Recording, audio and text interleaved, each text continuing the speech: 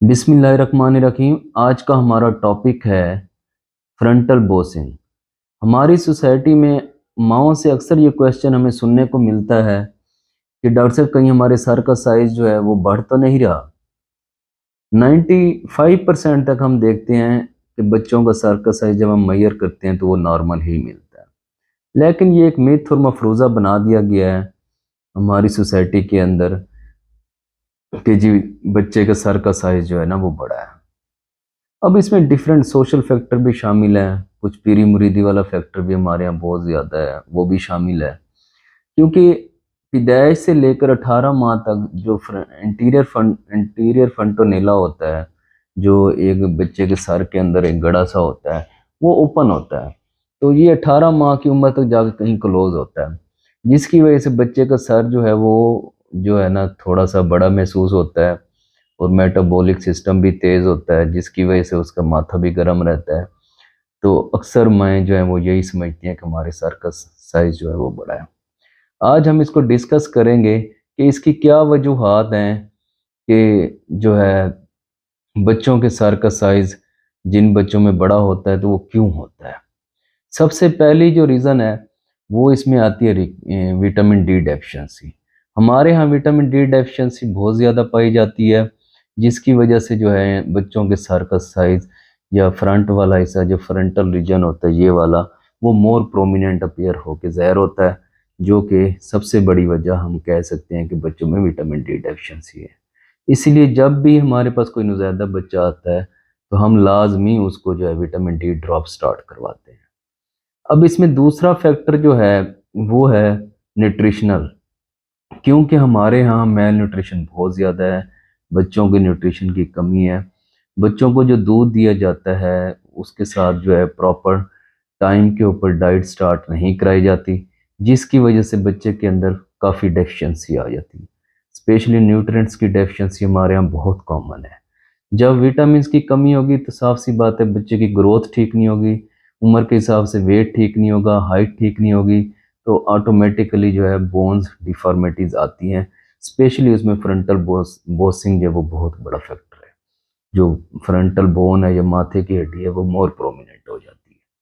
अब इसमें तीसरा फैक्टर है जेनेटिक्स। ये विरासती भी होता है कुछ लोगों के अंदर, यानी कि आपके माँ दादा या किसी का हो तो वो अक्सर पॉसिबल है कि वो बच्चे में फ्रंटल बोसिंग, और ये नॉर्मल भी हम इसे कह सकते हैं। चौथा फैक्टर जो हमें देखने में मिलता है फ्रंटल बोसिंग में वो है हाइड्रोसेफेलस। जब सीएसएफ आपका रीढ़ की हड्डी का जो पानी होता है वो ब्रेन के अंदर इकट्ठा होना शुरू हो जाए तो फिर सर का साइज बढ़ना शुरू हो जाता है, जिसकी वजह से बच्चे के अंदर जो होता है वो फ्रंटल बोसिंग होती है। पांचवा फैक्टर जो है वो कुछ मेटाबॉलिक डिसऑर्डर है, हम उसको डिस्कस नहीं करेंगे। मेटाबॉलिक डिजीजेज हैं, उनमें भी बच्चे के अंदर जो होता है माथा जो होता है या सर का साइज बढ़ना शुरू हो जाए। छठा फैक्टर है hormonal factor. Specially growth hormone की एक दो डिजीज है जिसके अंदर बच्चे के अंदर जो होता है वो माथा मोर प्रोमिनेंट हो जाता है और नीचे जाव वाला हिस्सा भी मोर प्रोमिनेंट होना शुरू हो जाता है, और जो है जिसकी वजह से प्रोमिनेंट होती है फ्रंटल बोन। तो ये भी एक यानी कि डिजीज़ है, यानी कि इसको हम आम लफ्ज़ों में ग्रोथ हार्मोन के लेवल का इंक्रीज होना भी कहते हैं, और डिजीज़ जो है हम उसको, इसके अलावा ग्रोथ हार्मोन के अलावा गिल्लड़ का इशू भी हो सकता है। अगर आपके बच्चे के अंदर पैदाइशी तौर पर हाइपरथायराइडिज्म है, वो भी बच्चे की माथे की हड्डी जो है वो फ्रंटल बोसिंग होने की वजह बनता है। इसके अलावा अगर आपके बच्चे के अंदर कैल्शियम की डेफिशिएंसी है, कैल्शियम की कमी है या फास्फेट लेवल इंक्रीज हो रहा है, तो ये भी एक बहुत बड़ी वजह है। विटामिन डी डेफिशिएंसी ऑलरेडी हमने डिस्कस कर लिया है।